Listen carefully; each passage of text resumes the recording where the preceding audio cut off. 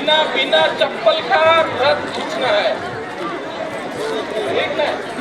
ठीक है, ब्रेक करने में खींचना नहीं है, लूज देना है, सेफ्टी प्रोटोकॉल मानना है। Please Krishna, please guide. चप्पल खोल के रस्सी पकड़ना है, चप्पल खोल के रस्सी पकड़ना है। अभी थोड़ा लेफ्ट घुमा जाएगा, धीरे धीरे धीरे धीरे, ज्यादा खींचना नहीं है। चप्पल सब साइड में रख दीजिए, जब रास्ते के दो साइड में चप्पल अपना रख दीजिए। जब ब्रेक बोला जाएगा तो रोक देना है, नहीं खींचना है। ब्रेक सुने, आप लोग ध्यान से सुनिएगा। जैसे ही ब्रेक बोला गया